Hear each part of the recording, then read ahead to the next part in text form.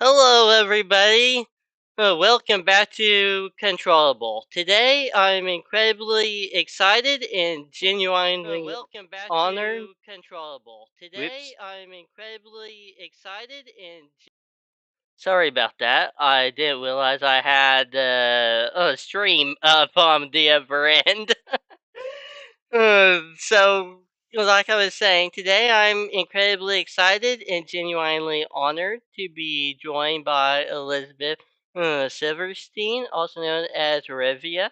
Arevya is a content creator, accessibility consultant, public speaker, and one of the most important voices in gaming accessibility right now. She's worked directly with developers, spoken up with accessibility was overlooked and really helped shape the real systems that affect disabled gamers worldwide. Thank you so much for being here today. How are you doing today?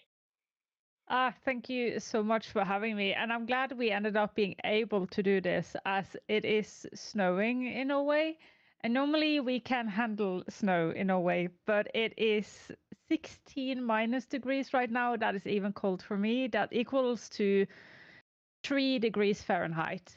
So it is cold, and my power has kept going out all week. But luckily, we got it back before the stream, so I'm happy about that. But how are you doing today? Well, pretty good. It's pretty nice and sunny outside. Now I'm living around in Texas, so we don't usually get snow over here. No, no, no, you don't. But it is nice to have it whenever it does fall. Yeah, I would prefer a bit less this time, but I'll survive. I'll survive this time as well.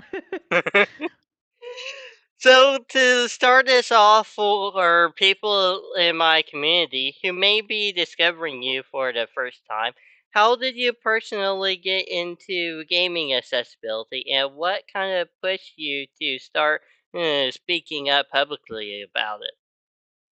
So, I am born with some disabilities. I'm born with something called cerebral palsy, but it's a mild case. So, a mild case of cerebral palsy. And my parents actually got told to not tell me because when I grew up in early 90s, so they had a bit of different view on how to do everything then.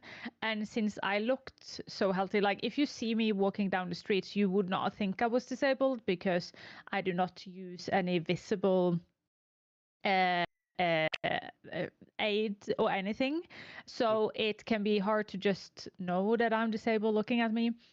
And the doctors recommended my parents to not tell me. So I did not know I was part of the disability community growing up, even though I struggled a lot. Because cerebral palsy is something that affects your whole body and also your brain because it is a brain injury.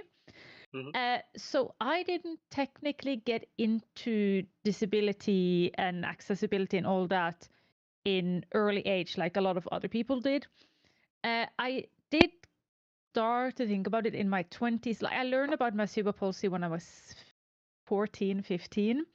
And Mhm. then I did start to get sort of into it when I started having more problems with my arthritis in my 20s. But I didn't technically know that much. I feel like I sort of have missed a chapter that a lot of other people have been lucky enough to be part of a community growing up, but I did not know that. I didn't have anything like that. So when I then turned, I think I was around 28, I was streaming one day, and all of a suddenly the pain in my hands was just way too much. So I started crying because I was so afraid that my disabilities and chronic illness was going to yet again take away something from me. And this time, my gaming, my love for gaming. I've been gaming since I was 4 year old, and like this was so important for me. It was the place that I could relax and have fun and not having to think about all the pain and struggles I was facing every day. And I started Mhm. like really bawling my eyes out, like ugly crying on stream. But my community were just like, hey, why don't you just take a look at Xbox Adaptive Controller? I have seen people play with their feet. You're Mhm. mostly affected with your arthritis in your hands. Why don't you just see if this is something for you? So I did that. Well, actually, my community bought me my first Xbox adaptive controller, and I Aw. set it up. And actually, I didn't use it for quite a long time because there is this barrier sort of to start using accessibility tools as well. It shouldn't be like that, but when you have grown up without being part of the community, a lot of times you don't look at accessibility as help. You look at it as sort of you have given up. And I still had that internalized ableism inside of me. And I was just like, no, I can't do that. I have to force myself to be in pain and play games on a regular controller because that's how we do it. And then I got even worse. And then my husband, who is a nurse, was a bit more like, get a grip. You do not do that. That is just silly of you. You should start using accessibility for what it's used for. So I started, and it sort of went like a eureka moment for me, and I started enjoying it and started reading about it and started understanding that accessibility has nothing to do with giving up. It has nothing to do with not being able to do something. It has all to do with actually gaining the possibility to do something. And with that changing my mind, I started to implement it in all of my other parts of life and just falling in love with it as 20 years old, 28 years old, and understanding that, hey, this is incredible. These tools are things that can make you be able to do things that you thought were out of your reach or that you were barred or out from doing before. You are now allowed to do it. And I fell in love with it, and I have cared about it and talk about it ever since. And just because it was my community that brought it to me, I felt like, hey, this is actually something where I can use my voice, which has been quite loud now, to actually showcase that these thoughts is not correct that you can have like this. There is other ways to think about accessibility. I can actually use my voice and be the voice of many people in my community. And I started talking about it, and yeah, I've been public and open about it ever since. Nice. Well, with what you said, I really agree with you. For me, even though I don't really have the same issues, I am legally blind, and Yep. I kind of started growing up with it, and I never had like anybody uh really curious about my disabilities. I did do vision therapy a couple Mm. times, but nobody really pointed it out until later on in my adult life. So I agree with what you said. I think it is often forgotten that it's it's sort of a survival mechanism being grown up in a quite a able body community around you. You just want to fit in. That is just human. And of course, like living in a world that is designed for disabled, no, non-disabled people or able-bodied people, it is easy to just wanting to always fit in and thinking that you're the problem when you now, many years later, it is so easier to go, no, it's just bad design. Things are just badly designed. They aren't not designed for you. They're just badly designed, period, for everyone. And then having to have this change of mind of like, oh yeah, I am actually not a problem, nor am I a burden. I'm just a human, and all of us have problems and not problems, and things we're good at and things we're not good at, and things we fit into and things we do not fit into. But that is something that needs to be learned. So yeah. Exactly. And you really are in a really unique position where you're both a content creator and a consultant working with developers. From your experience, what's the biggest gap between how accessibility is talked about online versus how it's actually implemented behind the scenes? I think the biggest misconception is that online people think accessibility is like years and years behind, and that this is something people just think about in the end, and this is something people like, it's like the cherry on top of the cake.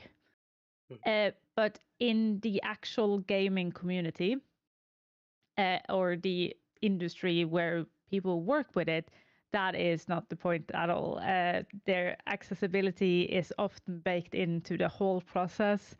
I have yet not met, I have in my 5 years doing this now, only met one designer that once said that they didn't want to do accessibility, but that designer also had a bit other questionable meanings and opinions that just aligned with that person's view, but they were a bit questionable. So everybody I met, except that one person, all just love accessibility, because what the developer sees is a tool, like accessibility being a tool for them to spread what they love to more people.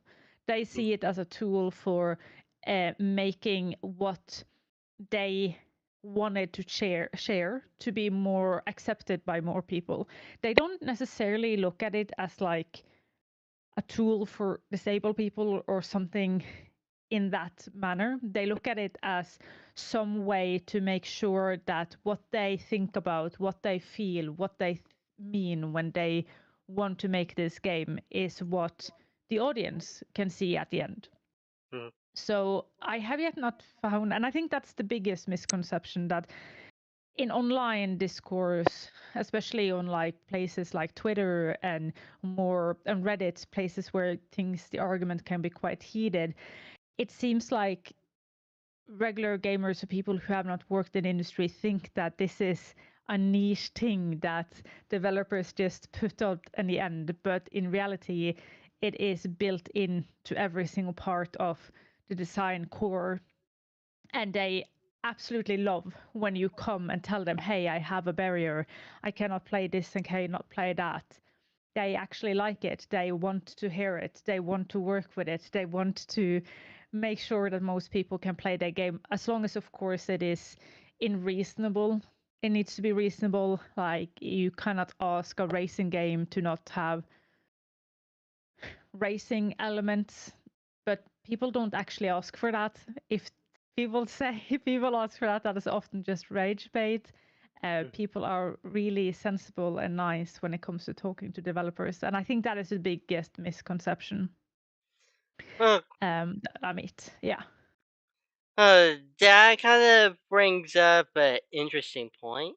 Uh, I was looking around the internet, and there was some claims saying whenever people make games, uh, the developers, at least 9 times out of 10, don't have that accessibility in mind, and it's usually them saying to calendar, "Hey, I want this game out," and after they made the game to whenever it comes out, they actually just focus on the accessibility aspects of it. Is that kind of true, or is that more so of like fake news? I think there is a point to it, but I think it also is a misunderstanding, and it has nothing to do with people's conception. It has, or like what game developers do. It has with the fact that game developers aren't the best at actually always understanding what accessibility is, because you will most likely not find a modern game today that do not have subtitles. Mm-hmm. So then we cannot say that a game doesn't have accessibility. And that is a bit of the problem or crux with a subject so vast as accessibility, due to barriers being as big and large as they are, and games actually just being a barrier simulator, because that's what games are. You're supposed to get from A to B, and in the middle there's a hinder, whatever that is. Is that a race, or is it a monster? Is it a time trial? Is it a puzzle? There is something stopping you from coming from A to B. So games need to have barriers of some kind. That is what makes the story, that's what makes them fun. And then what we as accessibility consultants does is just to make sure that the people working with these games then are sure that they don't have any unnecessary barriers. Say if you make a game about matching colors, make sure to also have all the colors in different shapes so that people that are colorblind can still play your game. So that isn't a barrier that you say need to be in a game about matching colors. You should still be able to play it even though you're colorblind. And then you have other barriers where it's not necessarily something the developers want to take away.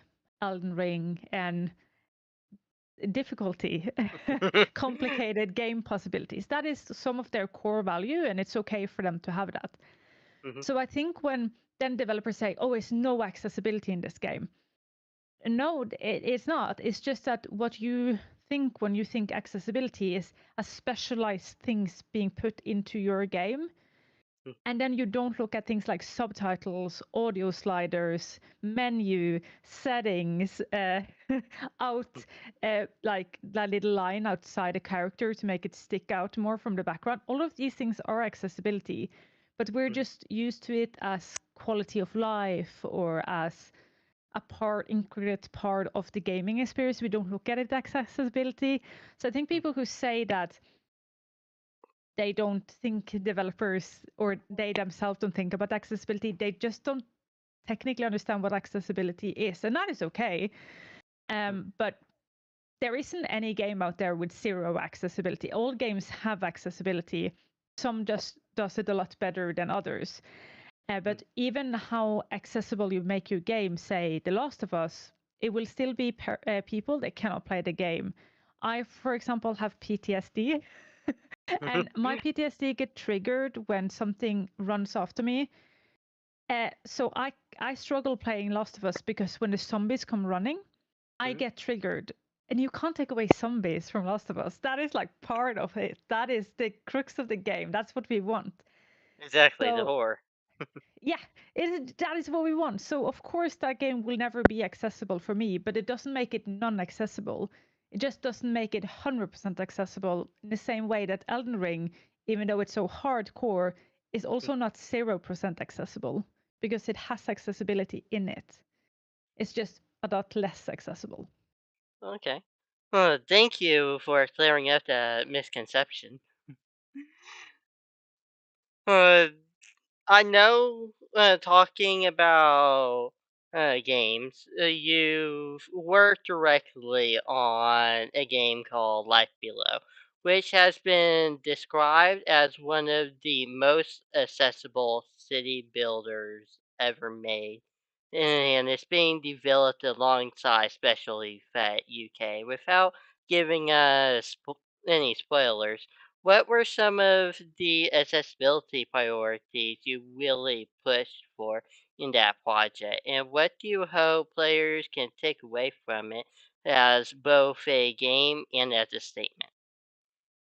Ooh, oh, I like that. So I can't talk that much about it because I am under an NDA. So they have already published that I'm working on a game, so that is okay. But I can't talk like directly what we're working on because that is not time to do. But if you have seen the demo that was out, sadly it's not out anymore, but it was out for some time. You have maybe seen some, but so I can't like talk about the directy things I have worked on. I hope I can do that one day, but then I have to talk to the studio first. So, but what I can talk about is that it has been really fun for me. So I'm from Norway, born and raised in Norway, Mm-hmm.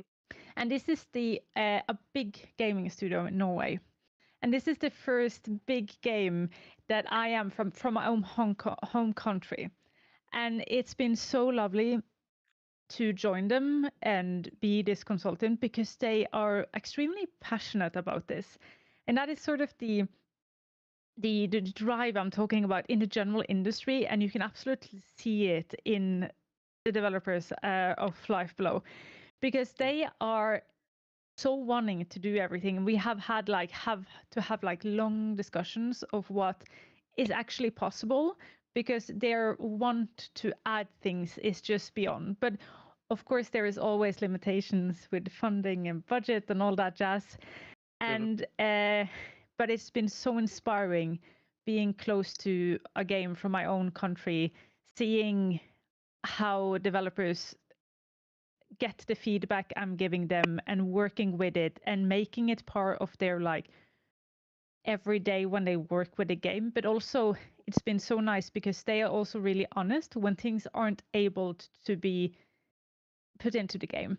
If something is not able to be put in, they have been honest about it and give good explanations for why this is not a possibility, but always ended the conversation with, but this is really, really good idea for next time.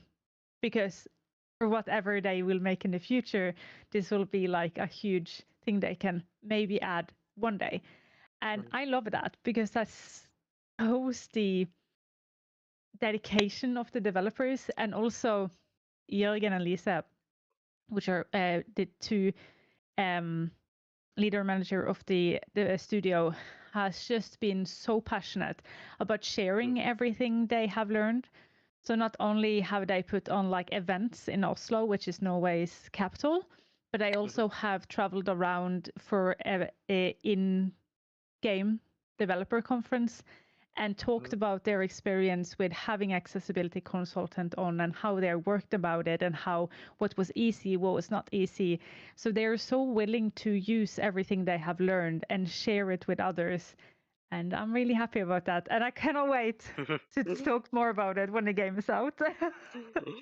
That well, with what you said, uh, I am guessing that it is safe to assume that with some companies that you work with that are game developers, whenever you give them advice, uh, do they actually end up taking some of your advice, and if it's not being worked on with this game, it Yes. would actually be worked on with like a sequel, for example. Oh yeah, 100%. So what a lot of game studios does is that they, because you have to with every single game, you have to put a line and say like, this is how far we can go with this game, not Mhm. only due to budget but also due to time and the knowledge of the game studio, because these games are so many different people doing a lot of things. And also, it's human made, which is why we love games so much. But also, Mhm. humans have limitations as we should have. So there are just time that is we you have come this far in the development process and gone like, hey, this is a really good idea. But if we Mhm. were going to do this, we would have to implement it at early start of the game development phase when this was still an idea, long before we drawn anything or recorded anything. And that is okay. So Mhm. what a lot of developers then does is that, oh, this is a good idea. They write it down or they make themselves like an in-house library of accessibility ideas. Mhm. And then next time when they have a new game, the next game, they're just like, oh, but we already know how to do this. Or we already have an idea for this. Let's implement it this time. And game development, no, accessibility implementation is sort of like learning how to ride a bike. You learn it once, and then if it goes some years, it's still hard when you jump back on the bike, but it's not impossible. You still know how to ride a bike. So Mhm. you go back to it, and then it's easier each time you go back to it. So when the first time you start doing things, things are overwhelming and things are hard. But then next time, you just add it really, really in the start of the process, and it's easier and easier each time you do it. So absolutely, I think a lot of the studios I've worked with all have implemented things earlier and earlier each time they do a new game. That's good. At least your expertise is helping everybody in the long run, and it's not just for this game and that's it. You know. Yeah, I we we have like an internal joke in the accessibility community, consulting community, where we Mhm. said that the goal for our work is to never work again because people just actually learn from what we say, and then we're not used for us ever again. Well, I agree and disagree with that because even though there is that mentality. Technology always changes. For example, the Switch 1 to the Switch 2. Oh And yes. you kind of need that expertise with newer systems, you know? and and yeah, and also like new and new genres come out, and also the bar of quality of life in a game always Mhm, increase, so you always need to have testers, and testers also should include a variety of disabled people so that you get a like proper feedback of your game and the barriers they meet. So mhm. yeah, as long as there will be people meeting barriers, there will be need for us. And the thing is also that since games are just a series of barriers, we will always be needed. Exactly. Going back to our conversation with Life Below, Life Below has been very clear that this game is not edutainment. This is a real strategy game that just happens to care deeply about accessibility and sustainability. Do you think accessibility still gets unfairly associated with simpler or less serious game design? I would not use the word unfairly because as I am a big advocate for easy mode is accessibility, but accessibility is not only easy mode. And somebody who needs and use easy mode a lot in games and like simpler games due to my cognitive barriers I meet in games, I would never use it as sort of uh, being less serious and stuff like that. But Mm, it is important to, yes, as you say, like making a game more accessible does not mean to quote unquote dumb it down. It does not mean that you have to not be a serious game or it doesn't have to be complicated. It's mhm, all in the values of the developer. And I think that, again, going back to colorblind mode, like puzzles in games, mhm, if you have a puzzle that is solely based on color, it doesn't take away the complexity of the puzzle if you add figures to it, mhm, including colors. So say every red item also has a triangle, every pink item also have a square, and every blue item also have a circle. That doesn't mhm, take away from the complexity of the colors as long as you're not supposed to say make a gradient of colors. The puzzles is still as complicated as it was before. Accessibility hasn't taken away anything for that. So if mhm, it is the value of the game to be extremely complicated and non-simple, if you want to say that, non-easy, it can still mhm, be that. And I think, say, Hollow Knight, amazing game, doesn't take mhm, away the complexity if you can rebind the keys for your keyboard or for your controller, or if it has controller mode. It's still as mhm, complex and hard to 100% that game as it was before, just makes it more um, comfortable for people or possible for people, say people who cannot use a regular controller or keyboard. mhm, So it doesn't necessarily need to be it, but it can be, and I like it for due to my own disabilities and my own problems that are barriers that I meet in games. So it can be, but it absolutely do not need to be. Which is also why I think Elden Ring rightfully has been criticized, because yes, they go like, but we don't want easy mode. No, but then don't add it. But why on earth do you not have basic things like making your subtitles larger or giving us button remapping when you have other um, accessibility in your game already? And I think it's just a fundamental misunderstanding for what accessibility actually is. And mhm. also, I think it's just been at this point a meme to complain about it, and they have like Elden Ring, Dark Souls, and easy mode being the two things people like fight about. It's sort of almost become a meme. meme. Exactly.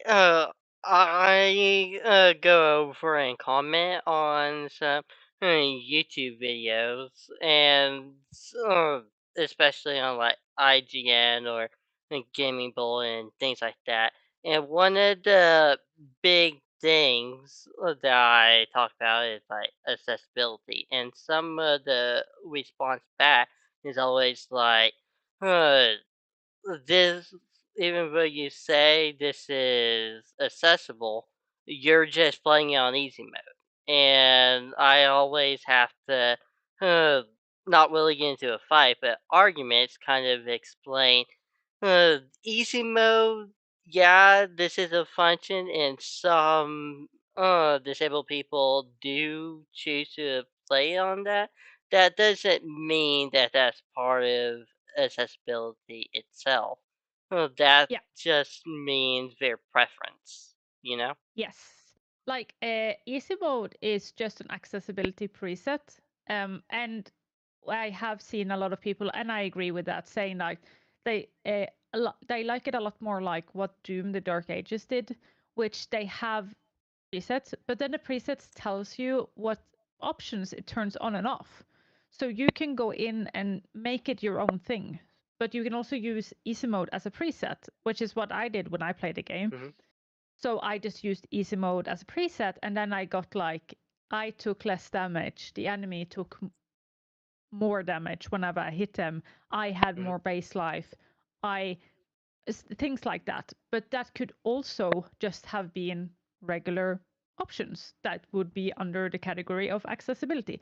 So it is just a preset, and since there is no actual line of what easy mode is, there is non consensus of what that's supposed to be other than make it easier, but what that includes is just up to each and every developer.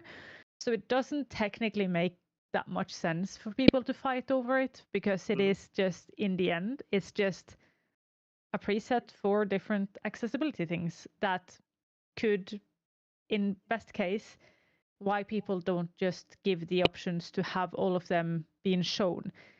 Hmm. It is sort of like when some games have the option to turn on the console for the game so that you can do cheat codes, and then other people then go, but why didn't you just make this options? Like a lot of games have God mode because the developers need God mode while they're testing things just to get from A to Z, or they need it just to test a bunch of things.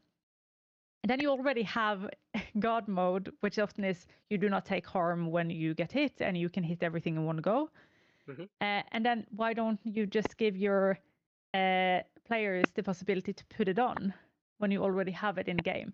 And I don't think that Hmm. is done on purpose or to be mean. I never think malice. That I have not yet met a developer who goes like, "Hey, you disabled person, go away." Like that is not reality. Yeah. People just want people to play their game. It's just that they have never thought about this being a thing, because every time I point it out for people I work with, they go like, "Oh yes, that's true, we already have this, let's just put it in the options." So it's more just ignorance or not knowing, which we all will be, and all will have things we just don't know. I do need to shout out to some of the game devs, especially. I've been playing Metroid Prime 4, and I know that whenever you log into the game, uh, you always have a choice. And some get devs do that. And I wish that more people do as well. Whenever you select the difficulty, they always give you details on Yeah, what the little difficulty does. yeah.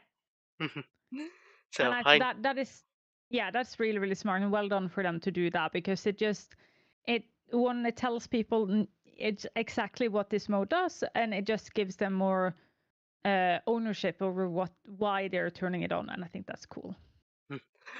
I agree, and it's very helpful, especially for Yes, disabled players. yes, Hmm. Well, talking about Nintendo, I want to talk about something you spoke up about publicly. The Nintendo Community Tournament guidelines, which changed a couple of years ago, and how they restricted the non licensed controllers. For some yeah. people who might not immediately understand why that's such a big issue. Can you explain how the rules like that directly impact disabled players and competitive accessibility? Yeah. So what it was that Nintendo came out, and also the same did PlayStation and Xbox, but they later went back. Was that all of the big three companies that sell controllers and consoles came out and said, if you're going to use and have like official tournaments, say a Smash Bros tournament or a Pokemon something tournament or anything that is like Nintendo's name, you have to Mhm, only use licensed product. And that is a big problem because a lot of people, uh, you have like a spectrum of disabled people from people 100% being able to use a regular controller to like me who can use a regular controller but it gives me pain, so I have a modified setup, play with my feet, to mhm, people who cannot and will never be able to, no matter circumstances, be able to use a regular controller. And when they put in that restriction that everybody had to use licensed controllers, they excluded a bunch of gamers from tournament scenarios. And the fact is just that gaming is one of the most accessible hobbies we have out there. If mhm, somebody have a disability and want to game, there is a game from them. They cannot play every single game. I cannot promise that, but I can promise you, no matter your disability or barriers you face in every single day, there is a game you can play and there is a community you can join in the gaming space. It's why I love it so much. mhm, But then by putting these restrictions in, they said, hey, yes, you can join, but you cannot use the controller that gives you access to the game. And the reason I think that they ended up having this rule was because people use specialized controller to cheat. But the problem is when you do these broad rules and are thinking about it, is that you end up just I am most likely not getting out the people you want to get out, because if somebody actually want to cheat in a competition, they will always find a way to cheat in a competition. mhm, So they will always be there anyway. You have to just have a do not cheat rule. That is just what you need to have. The only mhm, people you're hurting is disabled people using specialized controller. But what I am extremely glad for, especially here in Norway, but it also happened in a lot of other countries. I want to 100% like shout out the Norwegian Smash community, mhm, because they said that if anybody turned up on their competitions with a specialized controller they needed for accessibility, they would let them play. They literally just say, F you, Nintendo. I'm sorry. They literally just said, like, stop, Nintendo. This is not ethical. This is not okay. And they defied Nintendo and said, in our tournaments, everybody's welcome. mhm. Everybody should be able to play games. And it seems to be that that is the way most tournament has just gone now. They had just said, we hear what you say, Nintendo, but we do not care. We're still going to do this. And I'm glad that the community as a whole has stood around disabled people and actually make sure that we still can join, because that is so important. I do need to ask you a curious question that I was just thinking about just now. I know that with disabilities, there is I forgot what exactly they're called, but the Disabled Olympics, and Uh, sometime. yeah, there are different kinds of those. Yeah. Yeah. Do you think that in video gaming, if this issue does happen again, uh, that organizations or Nintendo might be willing to maybe do our own version of disabled video game Olympics, kind of like a disable Pokemon tournament or something like that? I so without being the biggest expert in this, so if I'm wrong, people are 100% Mm, allowed to correct me on this, but I don't know, in my opinion, if I would like that. Mhm. Because one of the good things with speedrunning and one of the good things with competition gaming is that everybody can join. It doesn't matter who you are. And a lot of times also, if it is a meeting point, like in my local community, we have places where people can come and game together. It bridges people coming from, help people that comes from, that are disabled, that can't join from home or live in poverty and cannot have a computer at home Mhm. and stuff like that. It brings everybody in to join in one thing together, and that is a community, and that's really important. Mhm. If we start sort of segregating or like splitting up those communities, what I think just will end up is that in small countries like Norway or small places like a town side or countryside of Norway, then Mhm. they will just not be included because it might be one person who are disabled doing Smash in that place, Mhm. and then they aren't allowed to join the other tournaments. So I don't think that would actually be something that would benefit our community at all. And Mhm. also because we have seen other competitions being able to do this really, really good. Like take Games Done Quick. Games Done Quick is an event going right now. So it's a week-long 24/7 speedrun event going right now to raise money for Prevent Cancer Foundation. And they, instead of like, they have had, because they have these big fundraising twice a year, but then Mhm. in between those big fundraising, they also have like showcases.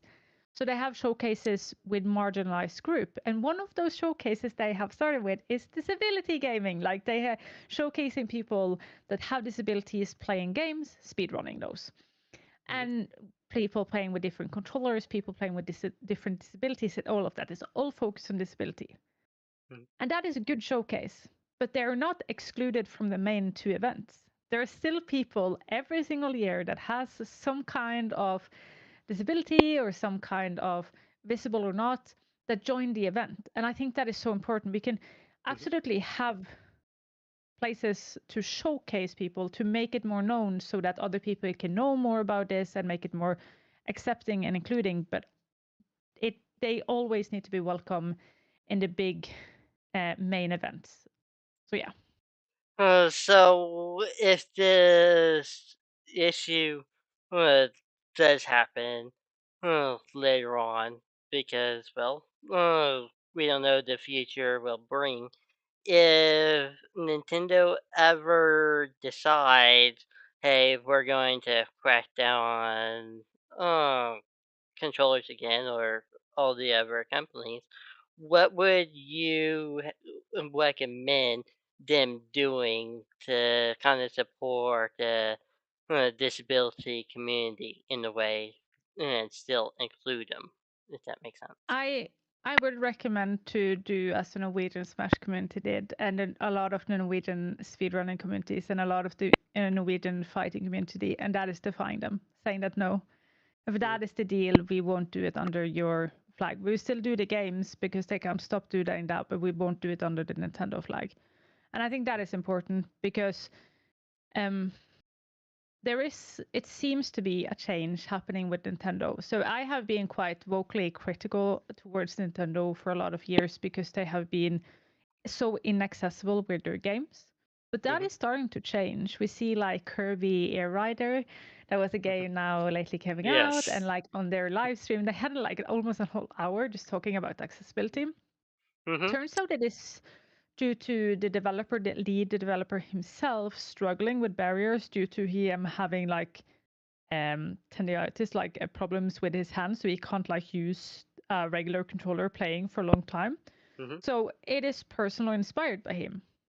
So I don't think it is from Nintendo themselves, Mm-hmm. but it's closing in on Nintendo. People who are in there is starting to say, hey, we are wanting to have this change because people are getting older. All of us are experience disabled or not. Mm-hmm. The time that the toll of time that takes on our body when age just sets in is nothing we can do about it. So I think that there will happening a change, and I also think that even though Nintendo are slow and they are way beyond a lot of the other companies in this talking, I also think that it's not a lost case at all. We will see the change come. We will see laws and we will see change will happening. I was just in Japan now, and first time I was in Japan was 2011, and last time was 2025. And the change in accessibility over just those years are incredible in Japan. And I also see it in my own country. Mhm. Like the focus on accessibility is just something different. So we will come there. It just will take time. So I don't think that we will come in a future where they will harshly crack down on a law like that. I think they have it in their rules for laws and regulations and things like that, but I Mhm. do not think that they will officially hard crack down on it. And if they do, they will disappoint me. But that is a talk for if it ever happens. Well, that's good. I do have another question. The Nintendo and what we talked about. And this kind of stems with what we've been talking with Nintendo, and they often talk about wanting games to be for everyone. But moments like this shows how fragile accessibility can be when it's not structurally protected. In Yeah. your view, what needs to change so accessibility isn't something that can be quietly overridden by policy?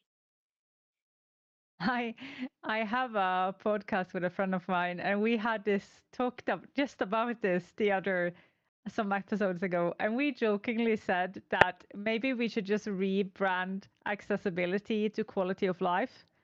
Because every time a new game has quality of life improvement, everybody's just happy. Even on the most negative places like Twitter and Reddit, people are just happy. They're just like, oh, new quality of life improvement in this game. Let's go. Yeah. So I to be on to be honest, I think it is just time and knowledge. And I think that is with a lot of things. I think like people who are sitting on the money, the people who are deciding the money thing, they need to Mhm. understand that by removing accessibility, you're also removing a big group of people that had a lot of spending money. I I I cannot remember like the exact number, but it's like millions upon millions of dollars the disability community has. So of Mhm. spendable money. uh, we are the biggest minority in the world. So depending on which like resource you look at, it's somewhere between 16 to 25% of the world's population have some Mhm. sort of disability. That is a lot of money. And if you don't make your games accessible, you lose out on a big chunk of Mhm. uh, like uh, people that can buy your product. So I think it has to be sort of a change in what we think accessibility is. When you add accessibility, it's just like you're not talking about one person starting to enjoy your product. We're talking about thousands upon thousands of people starting to enjoy your product. And I think a really Mhm. good example I know from science is actually from the Statistics Bureau of the United States, Mhm. where they said that in the United States there are approximately 24,000 people who has some sort of upper body limitations, especially then they're Mhm. thinking about people missing an arm or people cannot use an arm, so they are paralyzed in one arm. And if you add accessibility that help those 24,000 people that has an actual like uh, disability that will not go away. You will Mhm. also help people with temporary disability, and I assumed around 7 to 8 million people that have a temporary disability. So say like broken an arm, having to have an operation, something you will by time get better Mhm. from. But at the moment, you are disabled in the situation you are, and you are temporary disabled. But it will also help the 12 around 12 million people who are temporary disabled or limited disabled in the form of like they cannot use one of their arms. Say you're holding something, you're like cuddling your dog, or you have a baby that is in a pram and they will only stop crying if you move the pram, or you're on the train and you're holding on to the handrail. Mm-hmm. If you help then the 24,000 people that is missing an arm or have a paralyzed arm, you will actually help 21 million people in the bigger picture. And I think that needs to become more normalized. We need to understand that when you make not what we call accessibility, but universal design, you actually just make your product more sellable for more people. You make it more accessible for more people. And I think when people start understanding that and the money, they understand the money part of it, it will become more normalized. And I think that is maybe where we have to go. Not that I like and enjoy we're living in capital society, but we do. That is just reality we live in. And then why not just use that for our advantages? And I think there are some companies starting to understand that now that, hey, if we have a focus on accessibility, we can actually sell more games. And that in the end is just what we want to do. Oh, that is some good points. Oh, well, I know on my channel I covered some of it, but if you look through my videos, I used to have videos on the Switch 2 and Animal Crossing and the Pikmin updates, and most of the Switch 2 upgrades is always uh, mostly quality of life or Yeah, an extra DLC. So that is actually helping uh, players in the long run, even though, yeah, we may have to spend $5, $10 just to get the pass. It actually helps long run for the disability people to play these games more and better, if that makes sense. absolutely. Oh, so, uh, with this being January, let's kind of look ahead to 2026 and beyond. Are you feeling hopeful about the direction gaming accessibility is heading, or are there other areas where you're still deeply concerned about the gaming industry? So I am a positive person. So I always sort of look at the bright side of things. So maybe that's a fault of me, but I do not see a reason for being uh, negative and thinking we will go backwards, other than the world is in crisis all the time. Of course, things affect things, but like other than the world events affects gaming industry because it is living in the world. Mm-hmm. I don't see why it should go backwards because again, we see that when a lot of times when big companies invest in accessibility, they get it back. So it is an investment they should and want to do. But what does concern me a bit is that we have big companies that does really well on the accessibility front, not Mm-hmm. necessarily so well on other fronts in the gaming industry, like say Ubisoft have been struggling, and Mm-hmm. that is sad because they have a library and a source of knowledge that then might be lost. Not everybody knows this, but Ubisoft actually does a lot of good work with open source resources for accessibility. Mm-hmm. So they make a lot of the tools other companies use for adding accessibility into their games. And they do this through making specific uh, tools you can download and use while when you develop a game. So if you listening now is like wanting to test your if your game can be viewed by people who has color blindness, you can download um, a mode or a tool from Ubisoft called Chroma that is sort of like a filter you put on top of your screen, and everything that is behind this filter just turns into one of the typical ways of being colorblind. So then you can check and be sure that everybody, no matter what colors they see, they can still be able to play your game. Things like this is they give it out for free. Ubisoft just gives out this. They also travel around. They have a lot of talks that they also do for free. And all of these are incredible, amazing people and their knowledge. Of course, it won't be lost. Ubisoft is just our name, but the way of connecting it together, putting it into one place, we can lose that, which can make it harder for smaller developers and smaller studios to access these kinds of knowledge and resource places. That is what makes me scared. That is what I'm mostly scared of.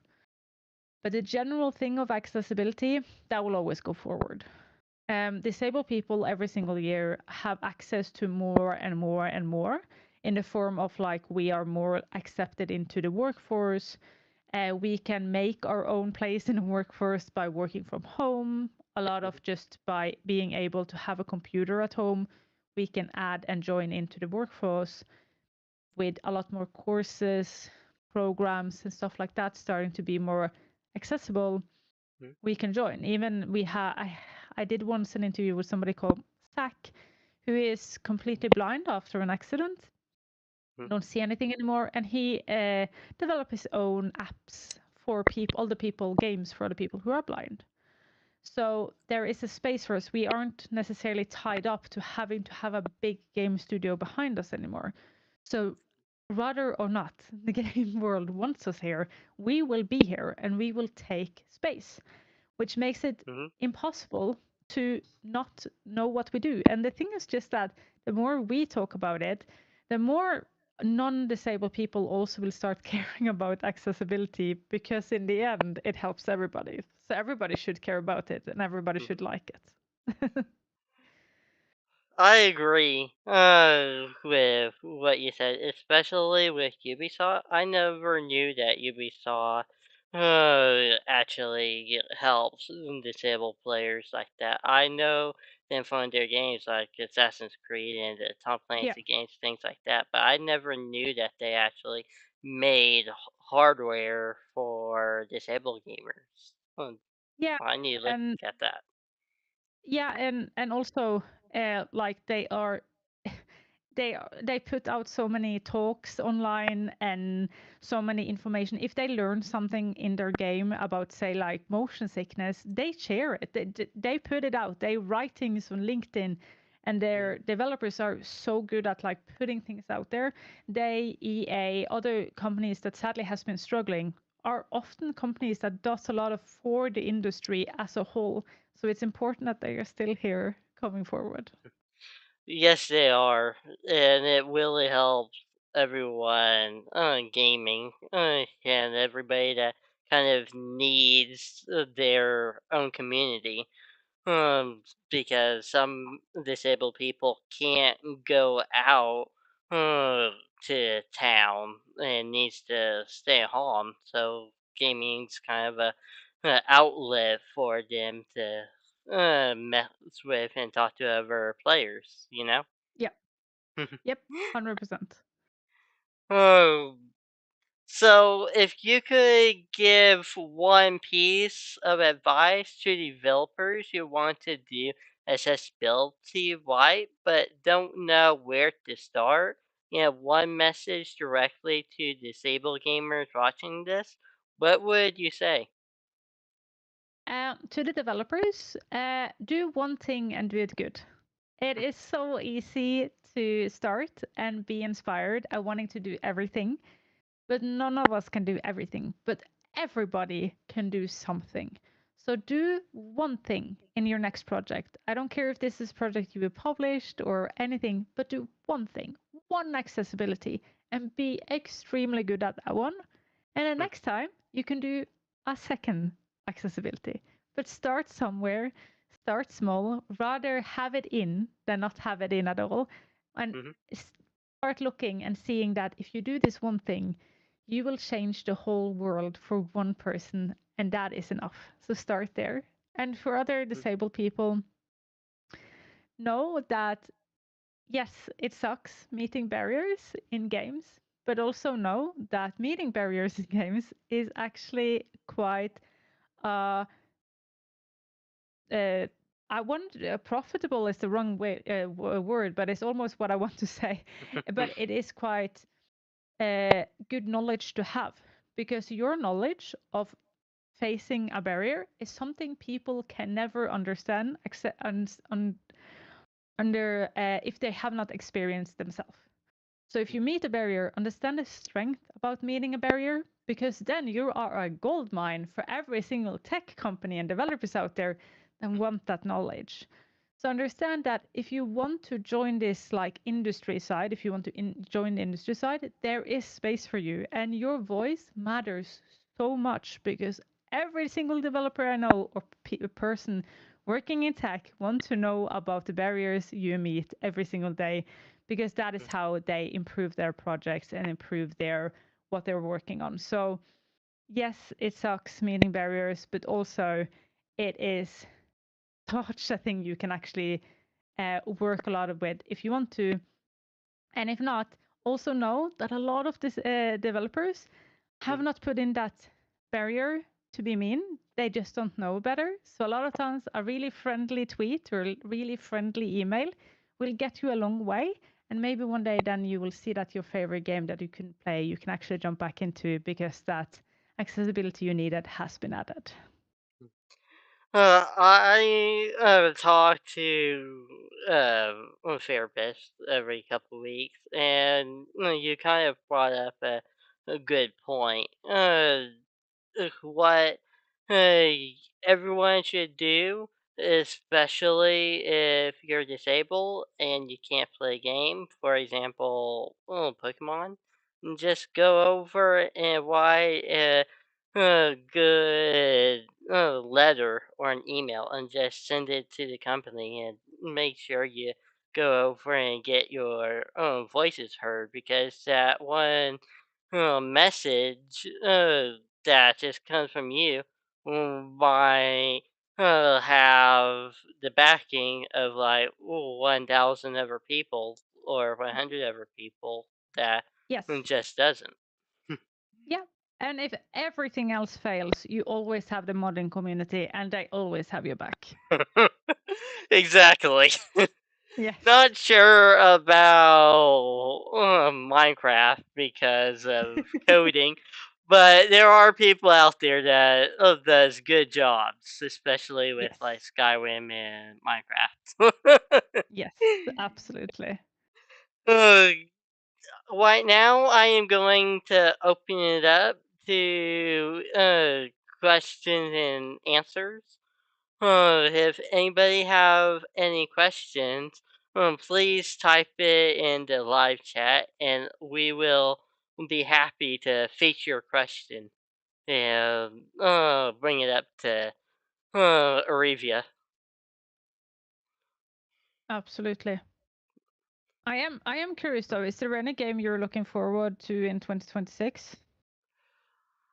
Uh, Honestly, I love turn-based war action games, and I am very interested in the new Fire Emblem Fortune's Weave. That just looks very good to me.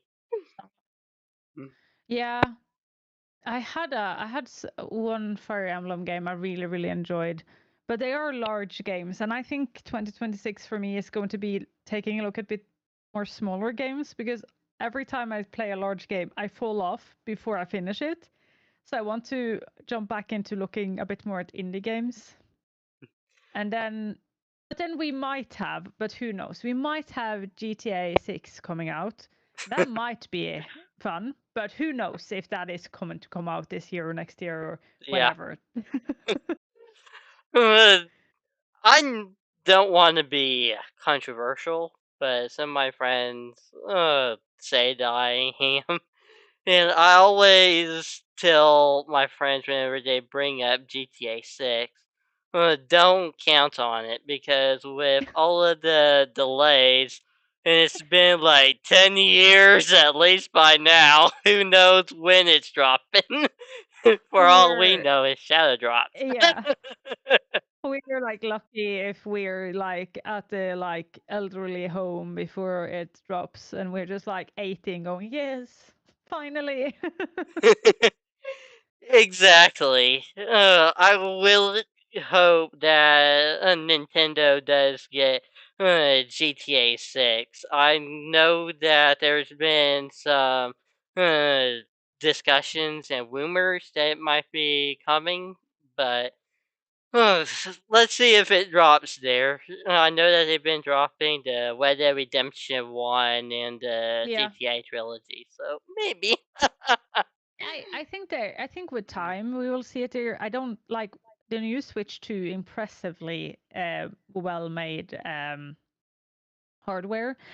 So I think it is Mhm, absolutely something we will see with time. I would not understand why not with the Switch 2. The Switch 2 mhm. is a bigger beast than what I thought it was going to be when I first read about it, and it runs so smoothly.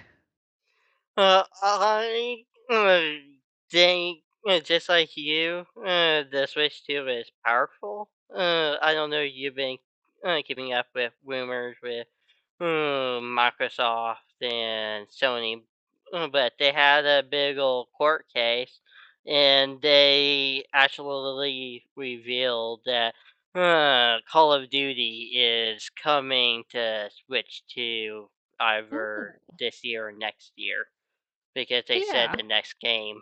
So we know that it's nice. powerful. And I think that if the Switch 2 is good enough to go those kinds of game and it's good enough to have everything that the PlayStation has, which is shown that it can, then Mhm. why not? Because we will get a GT6 on the PlayStation anyways. Like that is going to happen. So then it should be able to run on a Switch as well. Switch 2. I agree. Let's just hope that the disability uh, uh, they call it advocates Yeah. can help the devs and get more accessibility options out there because that's something that uh, every disabled person needs. Yeah. It doesn't matter if you're an indie dev or if you're EA or if you're uh, Ubisoft or whatever you are, and if there's not that much accessibility options in these games, it'll be harder for disabled people to actually play. And like you brought up, uh, that there's 25% of the Mhm. world is disabled, you're missing 25% of people if you don't have that stuff in your games, you know? Yeah, and I think with such a big and modern game like a game like that, I would be more surprised if it didn't have anything. And so I think we will see. I think we will see a lot, and I'm looking forward to it. I hope so. Well, it doesn't look like everybody is typing. There's been a little bit of a stall.